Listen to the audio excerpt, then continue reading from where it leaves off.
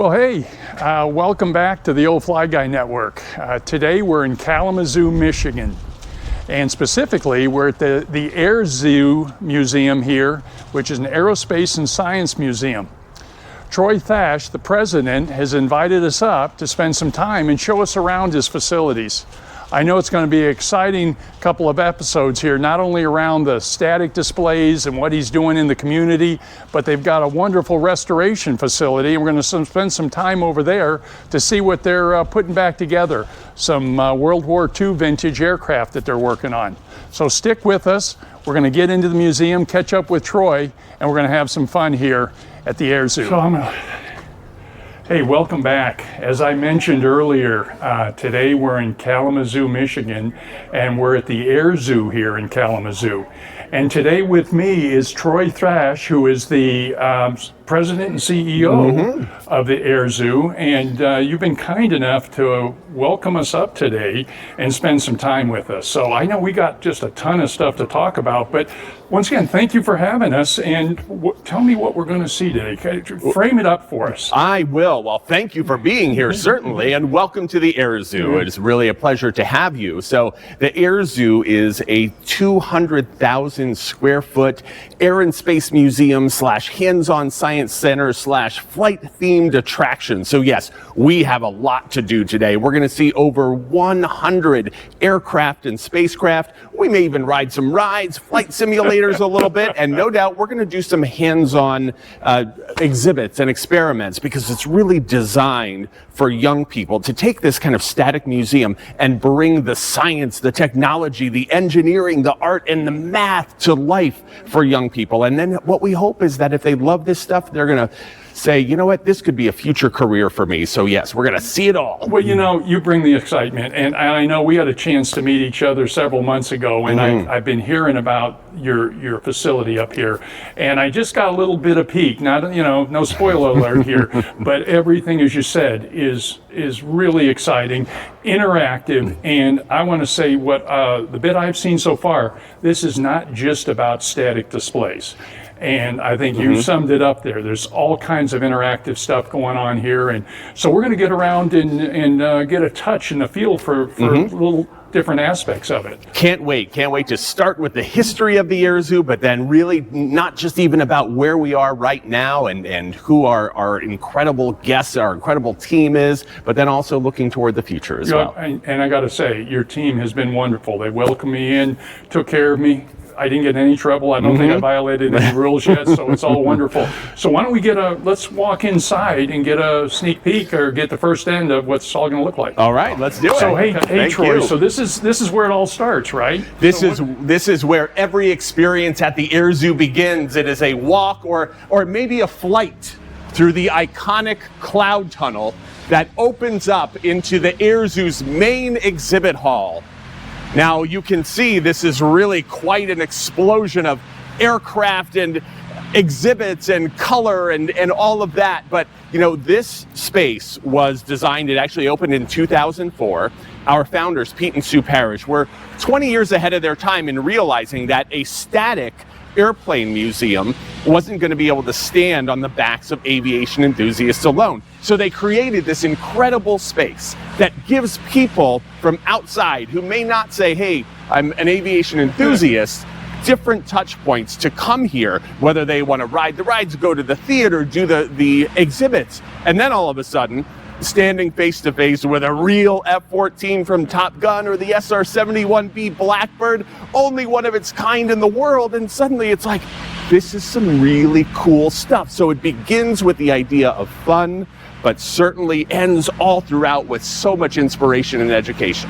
And you guys, this has been, as I understand it, this all started about 79 or something like that? That's right. And you're getting close to 50 years of performing, and not to, again, you're going to fill us in on some of these details, but in layman's terms, the way some of the research and background is you started off with a handful of airplanes in an adjacent building, and we're going to get a chance to see that tomorrow, so stay tuned for that. But you're saying now you're over 100 aircraft, and it's just like you said, walk through the tunnel, you just feel it, and then it just opens up to this, just a variety. And as I understand it, you have there's like 4 different sections That's that right. it's broke down into? That's right, yeah. So we certainly, with our aircraft, really trace the history of flight, where we have the Sopwith Camel and Spad right here, the golden age of flight, World War II, the modern Navy jets as well. So yeah, so that's certainly a big part of this. We're going to check out a space area as well. And then eventually we're going to be going to our original building, where the doors that opened on November 18th of 1979, 46 years and a few months ago.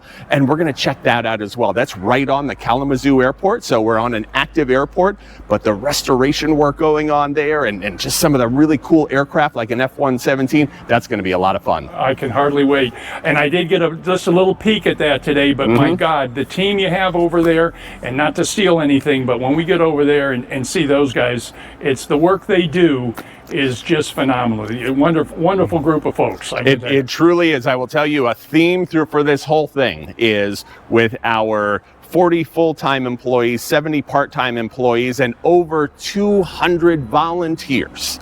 We can do this work for our community, but without those volunteers, you and I are not even having a conversation, because our doors would not be open. Yeah. So we are thankful first and foremost to all of the incredible humans who choose to come here, choose to inspire and be inspired. And so I'm humbled, but I'll tell you, that's where the real magic is. That is the magic, and I think you hit the nail on the head. My takeaway from talking to your staff and the volunteers, they make a conscious decision and can hardly wait to come back.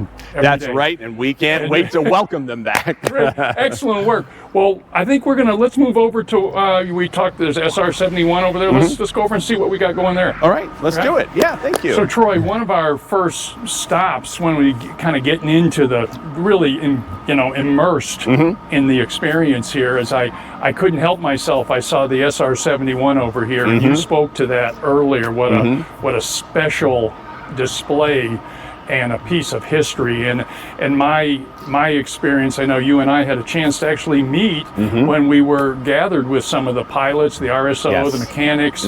What a wonderful group of people that flew that aircraft and protected our country and did all kinds of wonderful things. So this is pretty special what you have here, I believe. This really is. I'll tell you, when you do walk through the cloud tunnel, it's funny to watch people, because the kids see the rides and they're like, oh my goodness, I have to get over there. But the adults, they look over here and see the SR-71B Blackbird, the only one of its kind in the world. You can see it's a dual cockpit. And so it is certainly a special, iconic aircraft to have here. And for our SR-71 friends, what I love so much, and we've had the pleasure of hosting them 3 times since 2019 for our Spy Posium. And you're one of their favorite people. Oh, that's good to know. Well, thank you. So what is awesome is when they come here, especially like the pilots, every single one of those pilots has flown either in the front seat, the back seat, or both as the trainer and the trainee. So it's really cool to see that human connection to their aircraft. And so the RSOs, the maintainers, as well as you mentioned, it is so great for our community to connect the human stories to these remarkable aircraft. Yeah, and you bring the people, the aircraft, and I got we got 2 open cockpits there, and this is so special because it can be flown from the front as a trainer, and which is, again, on top of being unique, this is, like you said, one of a kind that I guess is still out there for people to see and enjoy. And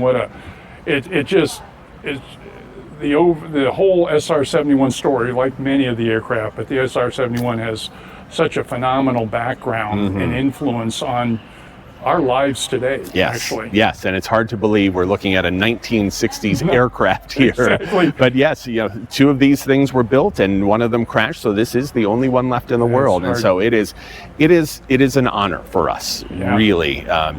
The idea that the Air Force, it's an Air Force aircraft, entrusts us to not only take care of this aircraft, but to do our due diligence in telling these stories and inspiring our community through those stories. It truly is humbling to be able to have the opportunity to do that. Great.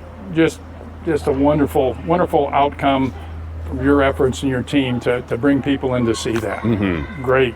So let's go over to another stop. I think there's a B-25 over there you wanted to take a look at. Let's right in the middle of it all. Okay, let's do it. So Troy, we just left SR-71. We're over here at a B-25. I know you tell us a story about that, but I think there's also a bigger picture. Once again, I feel immersed. I feel immersed not only in the displays, but I look at the walls, and we'll get some pictures of that. But how does that all fit together? How does it all come together? We got stuff on the floor, we got static displays, and we've got all the murals up there. Yeah, so you said immerse, and that is exactly what this space was designed to be. And so really this space that opened in 2004, it was really designed to be immersed in the history of aviation from floor to 42-foot ceiling. So yes, we see the aircraft and how they trace the history of flight, but then also, yes, if you look at that mural all the way around to our Earth curtain over there, tracing the history of flight from early balloonists to barnstormers to World War II to Navy jets, this mural is the largest indoor hand-painted mural in the world. It took 2 people 14 months to hand paint what is almost 30,000 square feet of wall with nothing but brushes, paints, and scaffolding. Truly incredible. 30,000, and this is, you call it out, and you can't, I love the story it tells. It is a true timeline, and we'll get that up there for everybody to see it as well. But you start off in, like you said, balloons, and I'm looking at space flight over here, you know, and how that came together. Yep, and I'll ask you also to look down, because this entire floor was also hand painted. So on the one side here, we're standing in just kind of the dirt and grass airfields of like the early 1900s. But back over here, really where we just were, that F-14 and the F-8, they are sitting, as you can see, on the deck of the Kitty Hawk aircraft carrier, ready to be catapulted off. So once again, you can literally walk onto the deck of the Kitty Hawk aircraft carrier as you're enjoying your experience at the airspace. And I saw it looked like catapult lines, and I thought to myself, okay, but you're right. That is literally, it's got the number for the Kitty Hawk down there, and we've got the aircraft ready to launch. But it's just, it's just more and more. What's the story of the B-25 here behind us while we're here? Is this part of the Doolittle? This particular one was not, but yes, this one, for the most part, used to fly. We had to cobble it all back together a little bit in order to put it on display, but this is just one of those iconic aircraft. And I should tell you, this is a good time to talk about. Every February, we have open cockpit weekends. Okay. So we open up the cockpits of 4 or 5 different iconic aircraft every weekend to allow people to come and either look into or climb into. And this is one of them, this B-25. You can see, go underneath the bomb bay doors. You see that ladder there, and you can climb up and actually get in and sit in that cockpit. And it's such a great program for us. You talked about immersion, right? Immersing people, having them sit in a cockpit and think about this idea that during World War II, a 20-year-old was flying this aircraft over Europe, over the South Pacific. It is truly just a great way for people to learn history because they're in it. They get appreciated, and I think you do the same thing with the SR-71. You allow people to, I mean, what a comparison. We got a Mach 3 aircraft. We've got, World War II bomber over here. And one thing I will say as I look at cockpits is how tight they are. Yes. There's not a lot of, they have a lot of room for bombs and bullets, it looks like, but when it comes to space for the crew, they are down to pretty tight quarters in all of these things. That is true. So if you got into some cockpits, I will say our docents would say, Wade, all right, you might think it's hard getting in. It's going to be a little bit harder getting out. I'm sure that'll be the case. I look forward to seeing if I can get in and out of a couple here. Let's do it. So that's going to be fun. So let's move on and take another look at a couple different more aspects of it. Okay, let's do it. Okay. Thank you. Okay, Troy, I don't want to get in the middle of all this, but what it looks like a gun turret. It looks like we're talking about, we've got some riveters over here. That How does we this do. all play together? This looks like a kind of a it isn't an aircraft, but it's a supplemental part of everything that goes on. Absolutely right. We consistently look for ways to bring those stories of the aircraft and spacecraft to life. And when we do that, we're always thinking about the next young person who walks through the cloud tunnel. And we want that young person to see themselves reflected in the heroes of aviation and space. So we now are displaying, we really own a Smithsonian exhibit called Black Wings, American Dreams of Flight that we can see all throughout the history of our aircraft. We're standing right here in front of the what is part of a big Women in Air and Space series. This one, you wouldn't be surprised, is called the Real Riveting Rosies of World War II. And we want young girls here to look at them and say, wow, this is some really cool stuff. And look how heroic they were. And you know what? I can be like that too. So that is just so important to us. So yeah, we're going to see really as we go through several other different how it examples. all kind of stitches it together, the different pieces that you've got. At the end we see a completed aircraft or something like that, but there was a lot that went on behind the scenes to make all that work. That is right, and we want to make sure that people understand that this isn't just about the pilot, right? This is about everyone who really ultimately had to solve a problem. We had an airplane that flew higher or faster or carried more, whatever that was. So thinking about the stories of those who dreamt it up, and those who designed it, those who built it, those who maintained it, like everyone involved, we want to make sure that people understand their stories. And to that point, one of the things I found in my discussions with aviation teams, the teams that flew these, it was all about the team. Yes. It's never been, and how humble they are, they're working with one another. They realized, the pilots realized that they weren't going to get off the ground without the right maintenance team, the right engineering team, the right support, the right people in the back seat, and everything else that went on. So I can't say enough about that message, that for all of this to be successful, when it was in service, it was a team play. It really was. And I'll tell you, for me, I get to see an example of that every day over in our restoration center, and just how they all rely on each other in doing their different parts of the work, how they solve problems together. That's my favorite part. Is we here love to teach young people curiosity leading to creativity, leading to innovation. And the restoration team is in many cases building an airplane in a way that had never had to be built before. And so the creativity and the innovation that comes out of that by working together and solving problems, it's amazing. You can't even go to eBay and find those parts. Oh, no. No way. No way. They have to make them all. And I can hardly wait to show some of that detail, because that's an art form in itself. Well, let's go over to some more World War II stuff. Yeah. And see some stuff over there. That's a good spot to tell some history. All right. All right. Okay, so here's a treat. I get a chance to sit in a Stearman, and tell us about this plane, Troy. Well, I will say not just a Stearman, but the Stearman, because this aircraft is the first aircraft in the Air Zoo's collection. So our founders, Pete and Sue Parrish, were both they're World War II veterans. So Pete was a Marine who served primarily in the South Pacific and in fact on the island of Peleliu. Sue was a Women's Air Force Service pilot. So she trained down in Sweetwater, Texas, and was ferrying aircraft, testing technologies all over the country. So, but once the war was over, Sue then tried to get a job with the airlines, but we're talking late 40s, early 50s. So no matter her incredible experience, she wasn't accepted to do that. But she and Pete met, they married, had 5 kids. Eventually, though, they got the itch to fly again. And so they started flying their own aircraft, and eventually one of their friends said, who was flying a Bearcat, said, "I will donate my Bearcat to you if you all start a museum."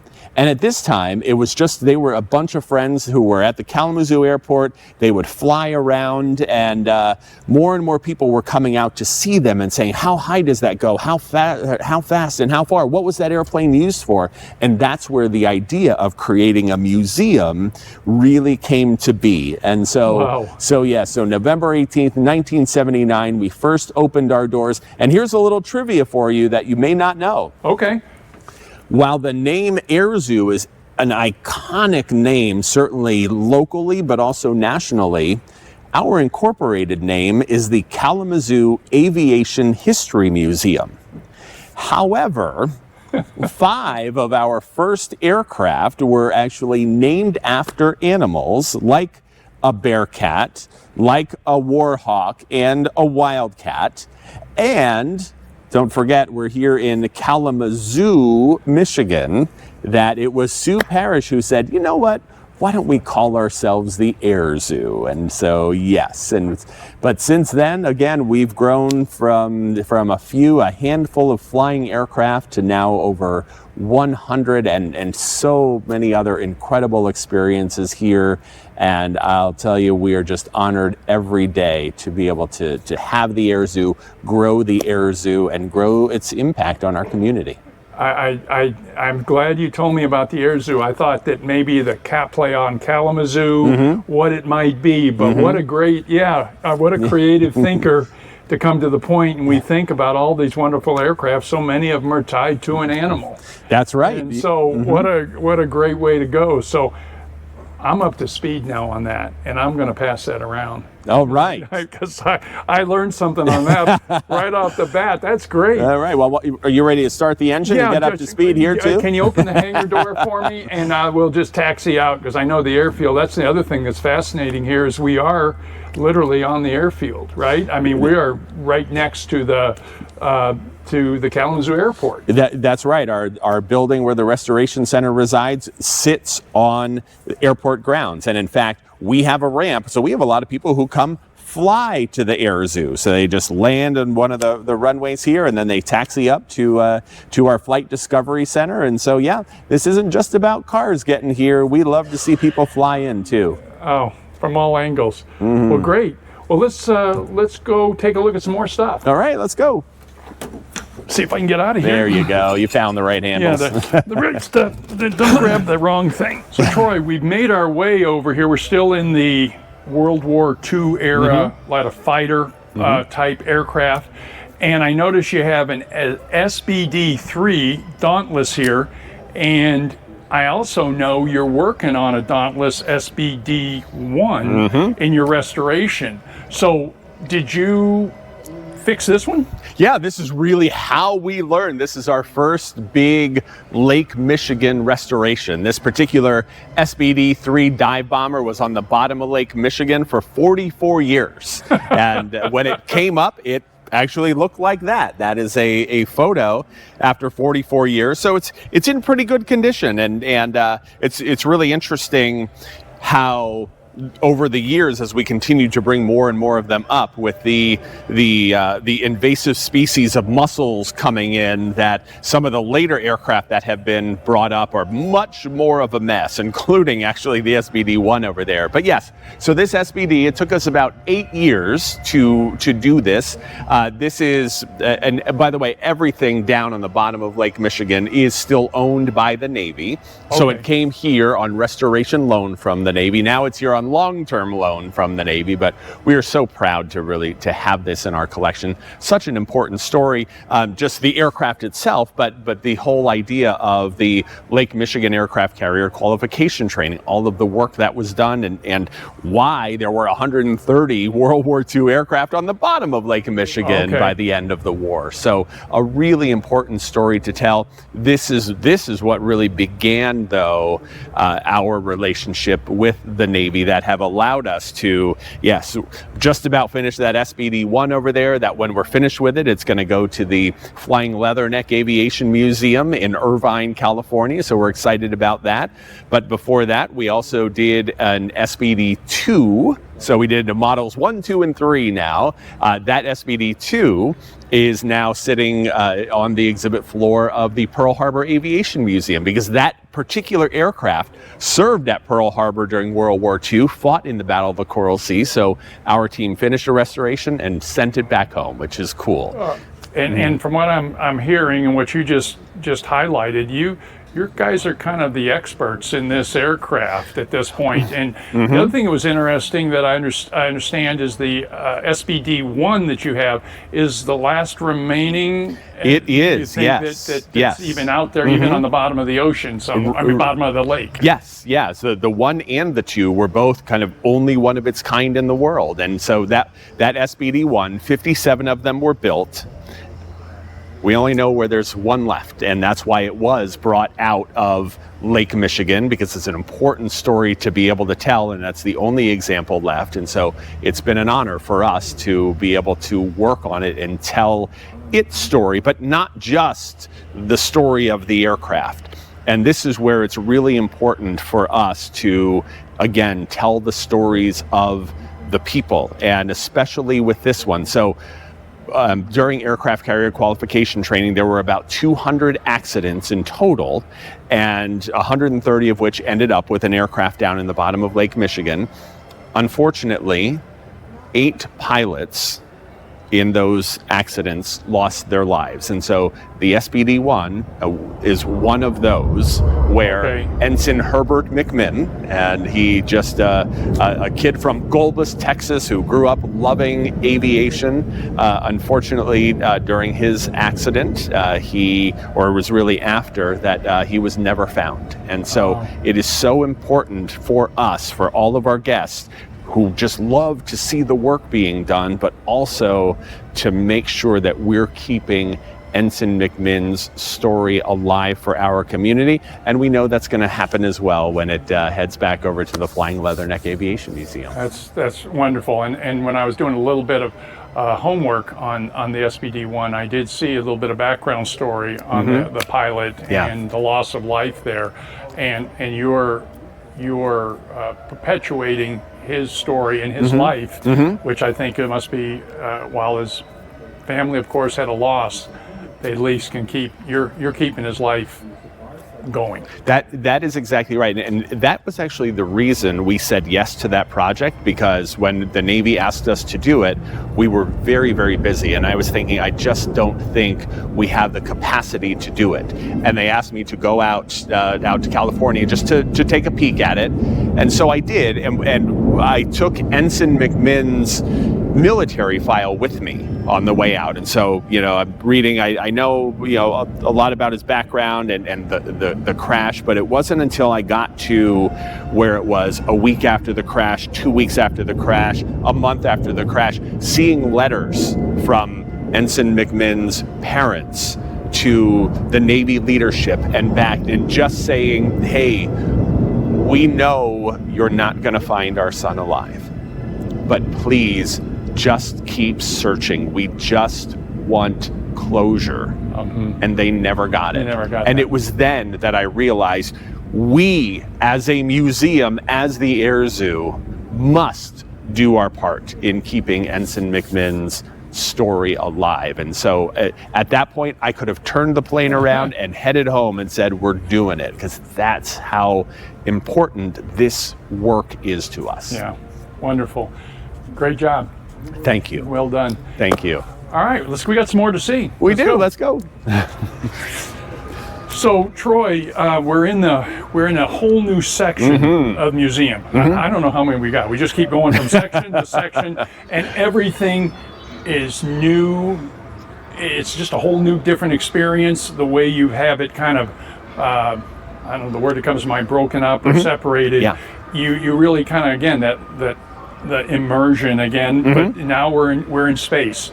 And so tell us where we're in space here. Okay. And tell us a little bit about El Kabong. Well, certainly, yeah. So in this section, telling the history of spaceflight, really starting with Goddard and Tsiolkovsky, the fathers of modern rocketry here and over in Russia, and just really building up, of course, to manned spaceflight. And yes, here we are in front of El Kabong. So this is what's called a Gemini boilerplate. So this is everything to the exact specifications that the Gemini capsules were that actually flew into space, but this one did not. This was a trainer, which is why it had to be exactly to those specifications. So our heroic astronauts trained in this before heading into space. And yeah, if you take a peek in there, you were talking earlier about the cockpits, right? And getting in and out of them. Well, imagine spending a few days, floating around. You have 17,000 miles per hour in low Earth orbit, going around in space in a capsule like that. Yeah, it's kind of tough to imagine, right?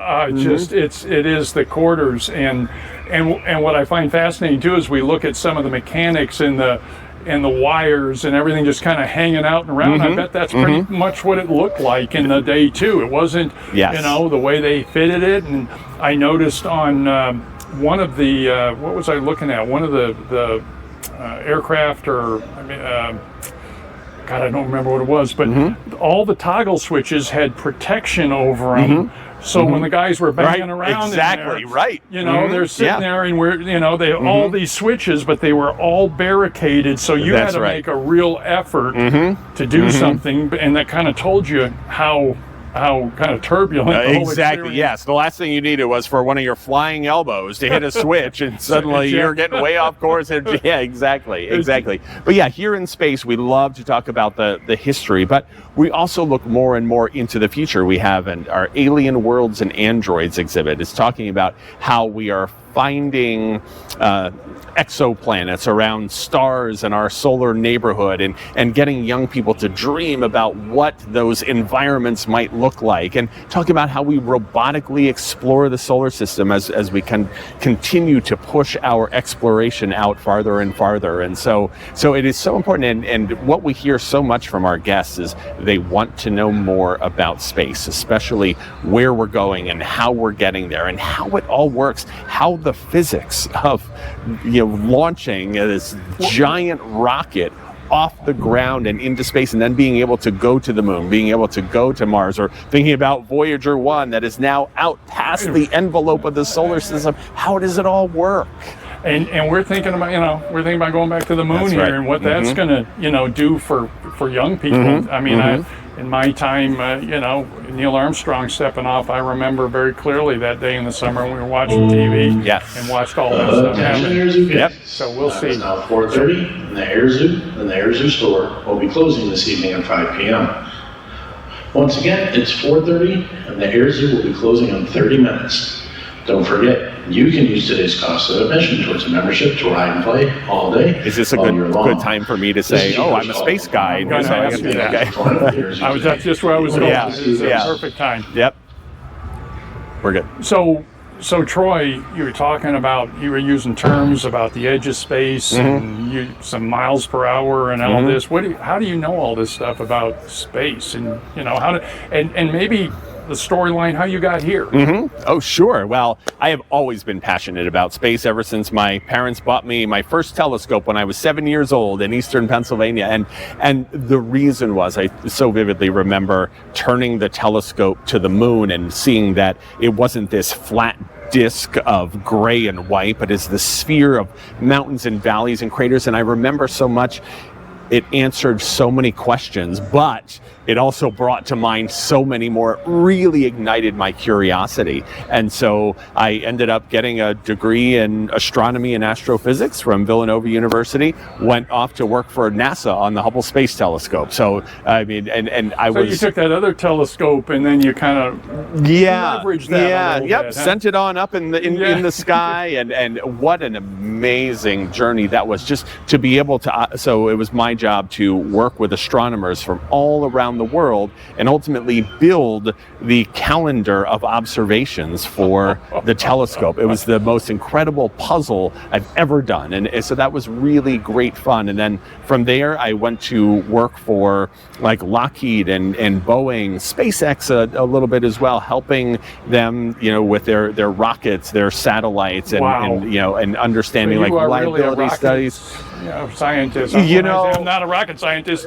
You can probably get pretty close to saying you are. So I can say I'm a rocket scientist, but then I always follow it up with, but I need my wife to change the clock on our microwave. So take that rocket scientist thing for Don't as, put you as behind you the wish. wheel of it, but you understand how it That's how right. It, how That's it all right. works. But I ended up in doing a lot of workforce development for the aerospace industry, and then my first job in a science center museum, I was the CEO of the Da Vinci Science Center in Eastern Pennsylvania. Okay. And so and that was primarily around kind of reinventing it in terms of helping it to do workforce development in the region. And then I got a call from a recruiter about this Air Zoo thing in Kalamazoo, Michigan. And I said, tell me more. But I'll tell you, the first time I walked through that cloud tunnel and just envisioned what amazing impact we could have here, it was. And you've sealed. been here, I think, 13 years now. Yes. Lucky 13. Yes, absolutely. And many more to come. No doubt. I have not felt like it was a day of work here yet at the Air Zoo. And so it's just so much fun. Yeah, that's pretty cool that you can take it to that point and just enjoy it. And I'm going to just another hats off. You're going to hear it again. But just as I see your team moving around, and everybody's got a smile on their face. So I don't know if you wind them up in the morning or whatever, but there are a lot of smiles, and I just the pleasantries between the team were noticeable. Yeah, well, thank you. I mean, we talk about it a lot. Just the idea that every action and interaction can make an incredible experience here for our guests. Make somebody's day. So right. Hey, pretty cool. Space is cool. It's neat to hear your background. What a cool background. And now, if I have any questions about the Hubble telescope while it's not working, or if it's working, or that's whatever, right. I'm going to call you. You give me a call. You'll fix it right up, make a call, and get it all done. Yep. Probably. No doubt. That's the kind of guy. We got you. So we got more to see. Let's go see what else we got. Okay. Here we go. Okay, Troy. So we moved kind of out of the museum proper space. I don't want to say we're still in the museum. I know that. But so I want to use the right thing. But we're kind of out of the museum where the displays were and a lot of the interactive stuff and the murals. And we're now looks to be kind of a classroom. So how does your mission embrace classrooms into the museum? Yeah, so in 2013, when I moved here, we realized we wanted to expand that mission. Again, we have this incredible static museum. We had, of course, the rides, the flight simulators and such, but adding that science center component, that hands-on inquiry-based science center component, was really very important for us, because when we think about, as much as we get excited about the fact that people come from all over the world to see that SR-71B Blackbird and other aircraft and spacecraft, we have to lament just as much the idea that we've got young people 2 miles down the road in any direction who haven't seen an airplane up close, who haven't had that one opportunity to see that they can be a real scientist. And so we created over 100 hands-on programs that run the gamut of science and engineering. So not just building an airplane or launching a rocket, but it is physics, chemistry, biology, ecology, astronomy, geology, etc. And we have created all of these programs that are aligned to all the next generation science standards. So then when schools come, we want to know, what are they going to be learning in the classroom at the time? Because we can bring that to life in a very different way than teachers can, because they often don't have the time, they don't have the budget to do that. Or the background. And then we're constantly connecting that to the science of the aircraft and spacecraft. So for example, they come in here and they're building roller coasters and learning all about kinetic and potential energy. And then we can go out there and talk about the potential and kinetic energy of an aircraft in flight. We do some fun chemical concoctions and then really connect that with rocket fuel and jet fuel and such. And so, but this is an opportunity for young people to just have that aha moment and fall in love with science and engineering with their hands and their minds and their hearts. And then if they do, this is where that workforce development piece comes in. We want to connect them with companies like Stryker and Pfizer and Eaton, so many amazing companies that are doing such awesome things, in the technical industries. And so it's really, for us, helped us grow so much since 2013, because we've changed the value proposition now that we get those big companies investing in the work that we're doing. Local foundations and individuals who see that educational mission really want to be a part of it. Yeah, clearly you're integrated into the community. And how is this a situation where a local school would say, hey, we want to come in and, have you folks help us teach on something? Or is there, how does that interaction take place? Do you reach out to them, they reach out to you, the word gets around?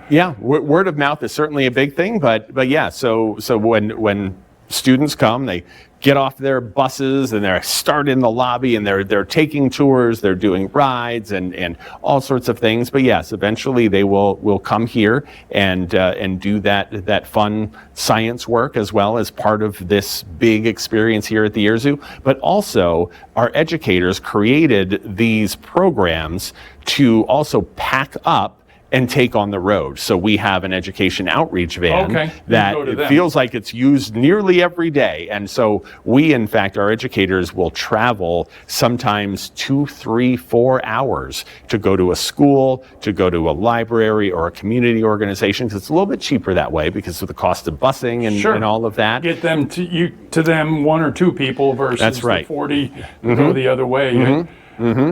And what kind of ages, because I think I heard when we were preparing for our visit, you talked about, does it go from high school or middle school all the way down? Or It actually starts in pre-K. So we have summer camp. So we also have classes for, the 1 to 3-year-olds. And yes, but then it goes through elementary. Our sweet spot is the kind of 3rd grade to 5th grade. Because so many studies show that in 3rd grade is when young people decide whether they can do math and science. And if they decide they can't or won't or don't, then we're not going to get them back. And so we, again, want to give them the experience to show them that not only can they do it, but they can love doing it. But then it continues. We have middle school, high schools as well. But it goes all the way to the lifelong learners. We have seniors coming in on buses to do some fun hands-on experiments. They're outside launching rockets, and so it really just runs. That just must really get everybody excited. I mean, what a great field trip. And tell me again, because you're doing a lot. You're going outside your structure, your interaction. Tell me about the number of people again that make all this work. You said you had how many full-time? And so we have about 40 full-time staff. We have about 70 part-time staff, which is primarily our ride operators, but then also our education team. We have 5 full-time educators, but then we have almost 15 part-time educators. But then again, over 200 volunteers who are docents, they are greeters, they are librarians, they help us out in our collection, they are the restorers. So many different roles, a lot of back office roles as well, that people come here and choose to help the Air Zoo push our mission even farther. And so, yes, it really takes every single one of those incredible people to be able to do what we do, which now we're serving over 200,000 guests every year. So it's been fantastic. It is. I hope that these discussions can. I don't know if they can, but I'm going to try to do justice to really the impact of what you're doing here. Well, thank you. And I will say, one more piece of that is we have had a lot of museums come to us and say, how do you do this? How do you evolve from a static museum to this educational force, and how do we do the restoration work? How do we attract so many incredible volunteers and things like that? So we want to have that impact too. Our doors are always open for anyone to come and be with our educators, learn from them, be with our restoration team, learn from them, because as much as we love doing this work here, if we can magnify that work to other places and amplify the impact, we see that as a huge win for the country. You're open, you can see the mutual benefit, and it just grows all the way across to magnify your mission as well. Yeah. So much. I do it in a day. Let's. I think there's one other place I know I want to stop. We didn't get a chance, but let's get over to the maybe the early air flight there. You had a tri-motor over there, I think. Let's go over and talk about that for a minute and see what happens from there. Okay, maybe we can talk in it. Let's go see. Oh, all right. Here we go. So Troy, we've hit, I think, the bigger parts of things, if that's possible here. There's so much more to see. Got to get here, got to spend a couple of days, I think, to see all this good stuff. But we kind of in the early phases of flight. We've got a Ford tri-motor here, and someone had said, I think one of your staff when we were talking earlier, that this may have actually been a flying, this was flying for a while, or so not that long ago? That's right, yeah. So this is a 1929 Ford tri-motor, and it's actually flown. This is the world's first commercial passenger aircraft. Okay. So this aircraft used to take people all around the country, and it also, in part of its life, helped actually fight fires out west as well. And but most recently, when the Air Zoo owned it, it flew around the country giving people rides. And so it wasn't until 2015 when we were told that, of course, the tri-motor, 3 engines, all 3 of them needed to be refurbished. And we looked at the cost of that versus the recognition that so few of these are still left. It is owned by the Air Zoo, so it really is, just one of our shining stars of our collection. We decided we were going to retire it. We were going to bring it home. But I'll tell you, flying in this thing is truly amazing. You see, it is a giant aircraft, but it's essentially made of tin. So it is very, very light. So taking off, you get up to altitude, and it's really fun that you're flying along I-94, the highway right out here, and you, at a cruising speed of 64 miles per hour, you're looking down and seeing all of the cars going faster than you are. But because it's so light, you also feel everything. So this aircraft is not for the faint of heart. If you get any sort of motion sickness or something, you definitely feel know. it, because I was at Oshkosh a couple of years ago, and they had a tri-motor up there giving people rides. Yes. And I never got around to that, but I often wondered, because it does look like you said, it's got the it's set up so it's got all the strength in the skin. Yes. But it does look like kind of a big box. Oh yes, it really is, but it is great fun to fly. Yeah, I was going to say it probably would get bounced around a little bit. Well, she's in a good home. If she doesn't fly, you'll take care of her. And this is definitely one of our more popular open cockpits as well. Okay. People love to get inside, because you go in and you really feel what it was like to fly in the lap of luxury in the early 1930s. Get off the ground in those days. That's right. Well, great. All right. Well, let's move on to the next station here. But this is really a cool aircraft. Yes, it is. Thank you. So we're getting ready to wrap up here at the Air Zoo, and I just can't say enough for everything that I've learned in my short stay here so far from Troy and his team. Have had a wonderful time. There's so much to see here.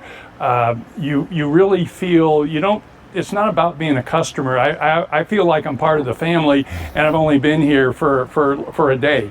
And I know that if you come visit, you're going to feel the same way. So anyway, Troy, I wanted to thank you very much for you and your team hosting us. And again, spoiler alert, we still got to go see the restoration, and we got a lot more to do there. But to seeing the museum proper, it's just been great. And as you say, I think the rehabilitation, the renovation team over there, that's going to just put the icing on the cake. So thank you very much for having us and making this such a wonderful time. Of course, we love it. Yes, and welcome as our newest member of the family here at the Airs. I'm so glad you made the trip, because I could speak for days about the Air Zoo and try to describe the experience, but it's all about just walking through that cloud tunnel and just seeing and just feeling and learning in a way that doesn't really exist anywhere else. And so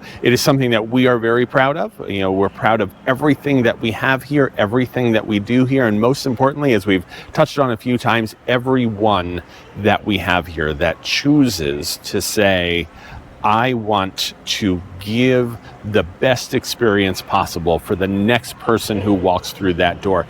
That ultimately is what makes this experience. And I would say to all of you who are out there watching and listening, we would love for you to come to the Air Zoo and have this experience. We would love to meet you. I personally would love to meet you and find opportunities to walk around a little bit, because I can promise you that the Air Zoo is an experience like none other. Yeah, totally. Thank you again, Troy, and more to follow. And I'm going to look forward to coming back, and we're going to see each other in other places, I think. Oh, there is no doubt about that. No doubt. We're going to have more conversations. So, as always, you know, at the Old Fly Guy Network, and this has just been such a special visit. You know, watch out for that turbulence. Look for those blue skies, and we look forward to having you back in the Old Fly Guy conversation. Thanks for joining us today, and join us in our next Old Fly Guy conversation.